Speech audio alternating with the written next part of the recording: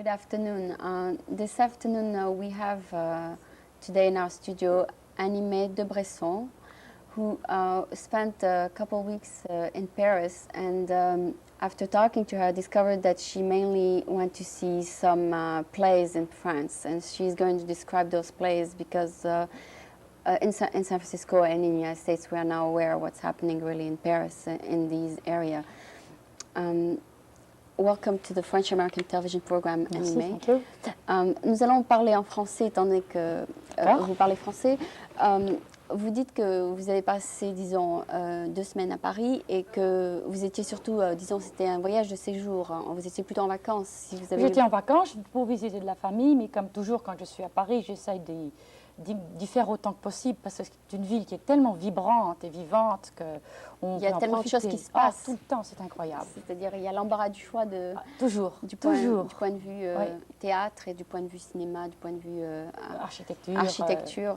Ben justement, on va commencer peut-être, étant donné que vous avez eu l'occasion de voir le musée d'Orsay. Enfin, est-ce que vous pouvez nous dire tout d'abord où est-ce qu'il se situe dans Paris et puis peut-être nous le décrire un petit peu? Le musée d'Orsay est presque en face du Louvre, sur la Seine. C'est une ancienne gare qui est désaffectée depuis très longtemps.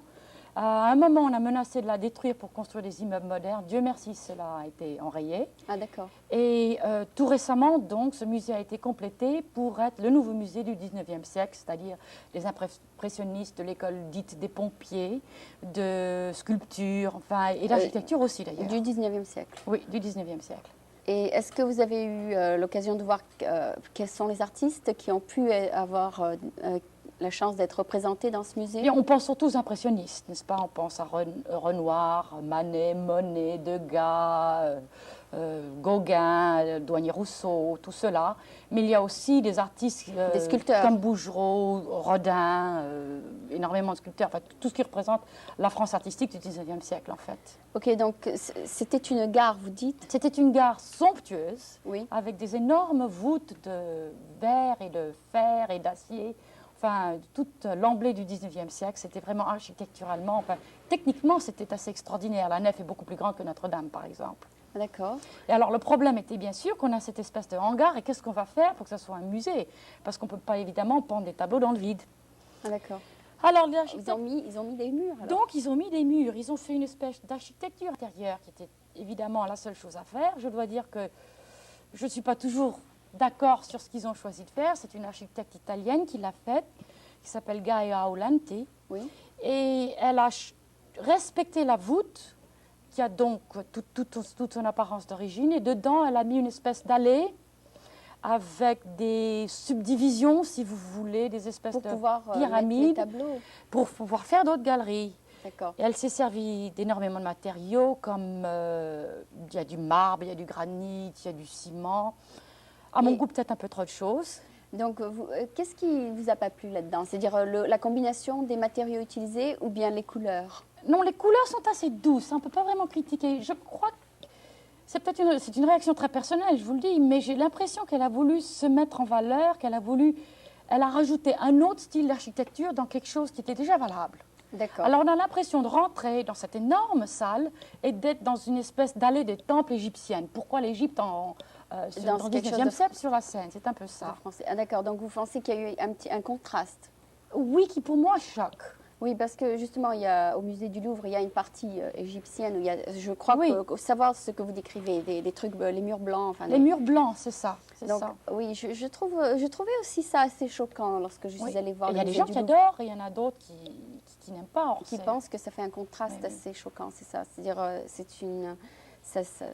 ça ne blende pas. Oui, ça ne valorise pas l'architecture d'origine. Voilà, ça exactement. Nuit de temps en temps. Mais il fallait bien diviser. Fonctionnellement, le musée marche très bien parce qu'il y a beaucoup de monde, on circule bien, c'est bien annoncé.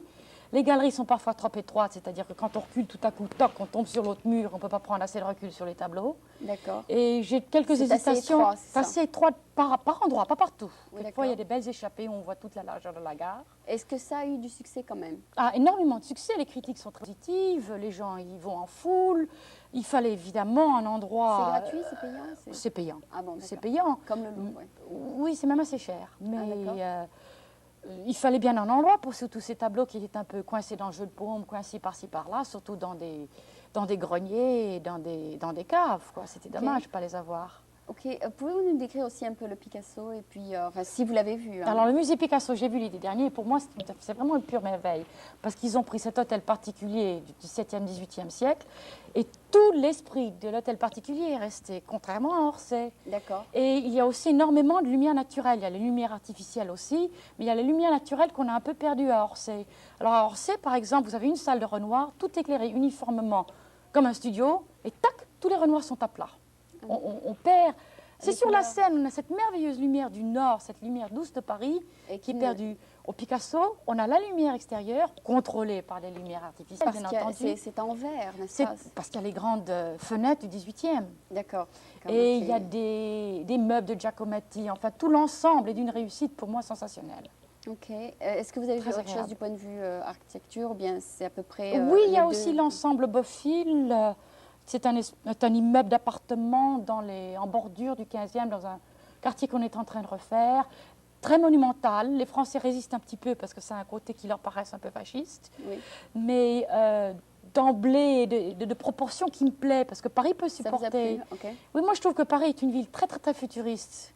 Dans un cadre, on pense toujours à Paris du 17e Non, mais ou du 18e, qu'est-ce que c'est c'est? une ville très futuriste. D'accord. pour moi. Et donc, pouvez-vous nous décrire ce que c'est comme architecture? Enfin, C'est un espèce de cirque oui. entouré, donc c'est un immeuble qui doit avoir 7 ou 8 étages, avec une cour principale.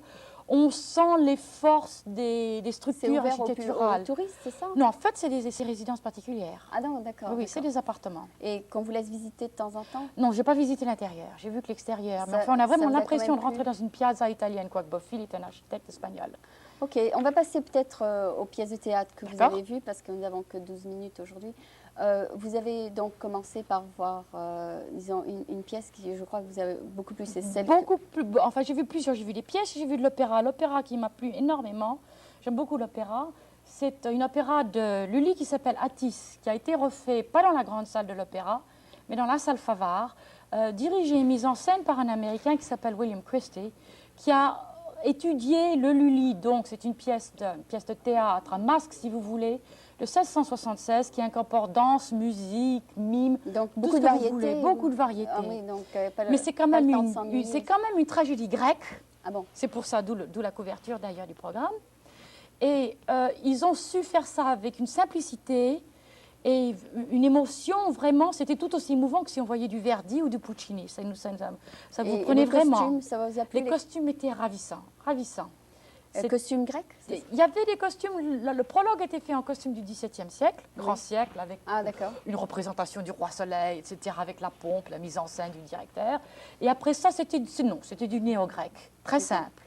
Et les danses étaient extrêmement bien intégrées aussi. C'était un groupe qui s'appelait, tiens, j'ai oublié le nom, mais un groupe de danse de cours La du musique vous a 18e plu, siècle. quoi, c'est ça? Extraordinaire. Extraordinairement, d'accord. Extraordinaire, les voix très belles. Et une ces grande pièces de théâtre, réussite. ça dure combien en France? C'est-à-dire, ça dure quand même pas mal de temps. 6 Ça, mois, à peu près. l'opéra devait durer, non, 3-4 semaines, c'est tout. Mais les pièces de théâtre, par exemple, j'ai vu une pièce charmante qui s'appelle Léopold le Bien-Aimé, avec des vieux acteurs qu'on connaît depuis toujours, George Wilson, qui était du Théâtre National Populaire, Oui. Jacques Dufilot et Suzanne Flon. C'est une pièce absolument charmante d'un vieil homme qui revoit en arrière, qui s'imagine un ancien amour qui en fait n'a jamais eu lieu, qui rencontre cet ancien amour qui, elle, ne se rappelle de rien. D'accord. Et Et alors, disons, on voit le conflit qui se passe. On c'est voit ça? le conflit, mais c'est quelque chose de doux, de rigolo, de sympathique. Ah d'accord. Et surtout des acteurs sublimes. Cette pièce joue encore d'ailleurs. D'accord. Les pièces jouent encore. Et vous en avez vu combien? 2, 3, 4, 5? 4 ou 5, j'ai aussi vu les ballets de Roland Petit dans L'Ange Bleu, une nouvelle mise en scène qu'il a commencé à Berlin, qu'il a fait pour sa danseuse principale qui s'appelle Kalfouni. Ah donc c'est un musical, c'est ça? Non, c'est un ballet. Un ballet, d'accord. C'est un ballet, mais c'est tiré donc L'Ange Bleu de Marlène Dietrich. Ok. Et c'est la même histoire. C'est le même, l'ange bleu, quand même. Oui, c'est Ok. L'Ange Bleu. Intéressant parce qu'il y a le corps de ballet, surtout des hommes plutôt que des femmes. Ah d'accord. Il y a pas mal de mimes, c'est quand même un ballet d'une histoire racontée, c'est pas très abstrait. Ok. Mais c'était. Et la c'était assez bien. quatrième, enfin la troisième plutôt. La troisième pièce, c'était une pièce genre cabaret, si vous voulez, c'était Les Trois Jeannes. Donc une mise en scène où il y a 3 actrices qui se préparent pour une représentation un peu bête qu'ils vont faire dans une salle de province. Alors, elles s'entraident, elles se chipotent, il y a toutes sortes d'interactions personnelles. C'était très drôle. Ce serait intéressant, petit théâtre très si moment. c'est serait possible, de les faire venir une fois par an aux États-Unis, Oui. comme le sport. Oui, ça Non, serait mais intéressant. enfin, non, mais c'est-à-dire, même s'il restait même peut-être une semaine, on aurait peut-être l'occasion de voir ce qui se passe un peu à Paris chaque année. Enfin, je suis sûre que les pièces de théâtre changent chaque année. Alors, sachez, je crois qu'il y a plus de théâtre à Paris que dans n'importe quel autre lieu du monde. Oui, j'ai l'impression. Je sais qu'il y en a plus de 80 à presque tous les moments. C'est incroyable. Ok. Et pour revenir du point de vue architecture, vous nous avez parlé aussi d'un autre endroit que vous avez vu, le forum, le musée des sciences. Le musée des sciences, oui, j'étais voir le musée des sciences. Vous savez qu'à la Villette, autrefois, il y avait des abattoirs. Oui. Et on a gardé de nouveau certaines de ces verreries, si vous pouvez appeler ça. Et à côté, à l'emplacement d'une ancienne verrerie, on a construit un musée de technologie qui ressemble pas mal à l'Exploratorium de San Francisco d'ailleurs. Non, pas entièrement, mais il y a des choses qu'on peut toucher si vous voulez. Et il y a des choses, des expositions d'ordinateurs. Ici, c'est assez gris, l'Exploratorium. C'est un peu mieux comme architecture. Un peu plus de couleurs, oui, peut-être. Oui, c'est quand même dans un espace assez vaste. Il y a un geodome où il y a une salle de théâtre où on projette des choses de cinéma. Je trouve que c'est très valable, les expositions sont intéressantes et peut-être nouvelles. Pour un Américain, peut-être moins, parce qu'on a déjà vu pas mal de ce genre de choses-là. Et ça a aussi un côté un peu international et neutre, ce qui arrive souvent dans ces choses-là. C'est assez nouveau en France? C'est assez nouveau, je crois que ça a été terminé seulement l'année dernière, en 86, ce musée. D'accord, donc Musée de la science et de la technologie. Du point de vue éducation Oui. des enfants. Oui. Et le dernier musée, je crois que c'est le forum. Qu'est-ce que c'est? Ah non, ça c'est le Forum des Halles. Ah d'accord, le forum. Oui. Et Beaufil, on en a parlé déjà. Oui, on en a parlé. D'accord, donc on a déjà à peu près parlé de la plupart des endroits que vous avez vus. Non, mais je trouve que c'est important de se rappeler que Paris est une ville extrêmement moderne et qu'on oublie que, dans certains sens, c'est plus moderne que New York même. Non, moi je pourrais ajouter que lorsque j'étais à Paris, chaque fois que je descendais dans un métro, Exactement. il y avait un Le musée. métro. Voilà. Enfin, les musées, c'est partout. Enfin, Oui. à peu près à chaque station, Oui. on peut découvrir quelque chose. Oui. Ok, merci beaucoup de nous avoir parlé de tous ces endroits que vous avez vus. Je crois aussi, c'est-à-dire, je vous ai aussi invité, quand j'ai découvert que vous savez aussi cuisiner, je vous ai invité pour nous préparer quelque chose ce soir. Est-ce que vous pouvez nous dire ce que vous avez en tête? Oui, j'appelle ça un peu une salade composée ou une salade de fruits de mer au hasard du marché. Parce que franchement, avant de rentrer dans mes marchés, je ne savais pas ce que j'allais faire. Alors c'est quelque chose que j'espère être un peu saisonnier. Ça dépend de ce qu'on trouve. Et donc les ingrédients sont très importants. Et l'assaisonnement, après, bien entendu, doit être en mesure et en fonction des ingrédients qu'on a choisis. Ok, donc vous allez peut-être nous faire une démonstration. Très bien. Et on y va. Avec plaisir.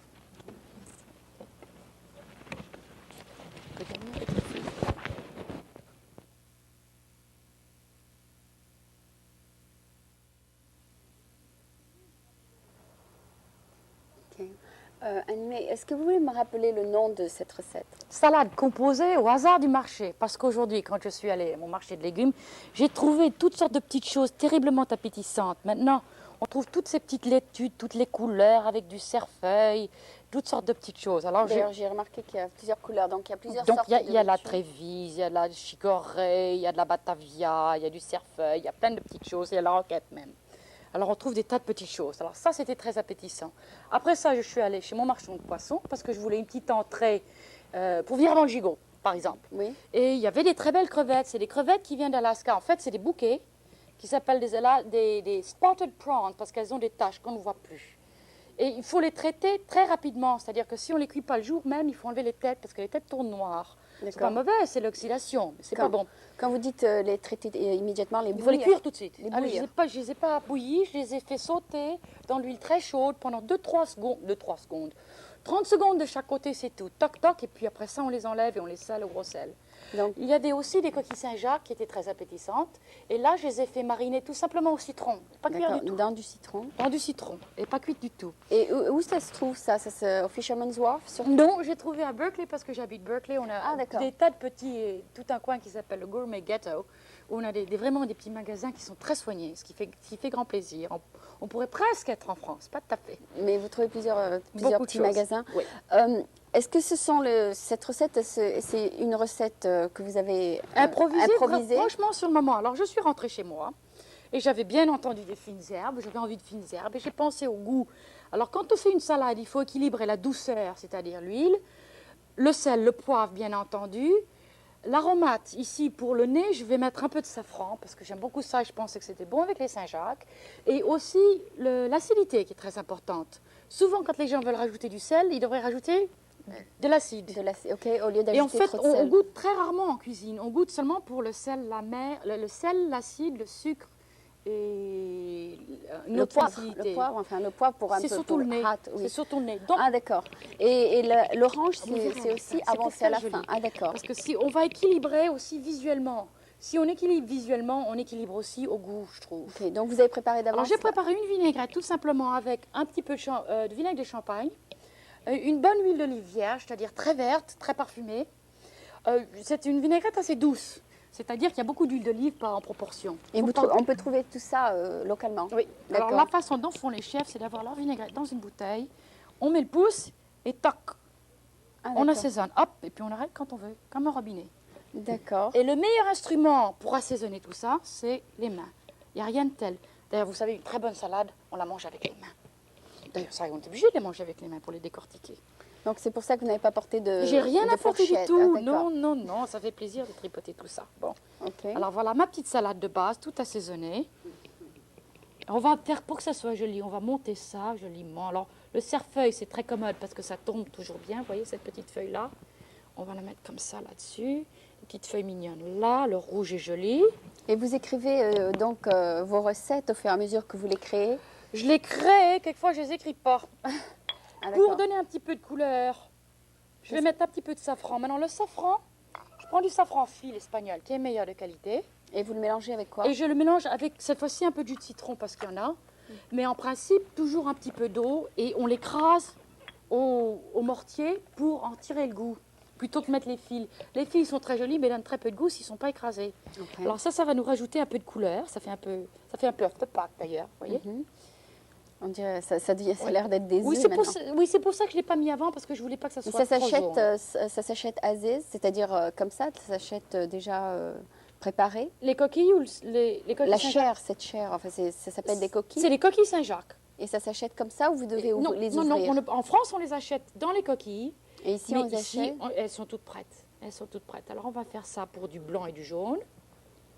Hein? Et puis, on va mettre...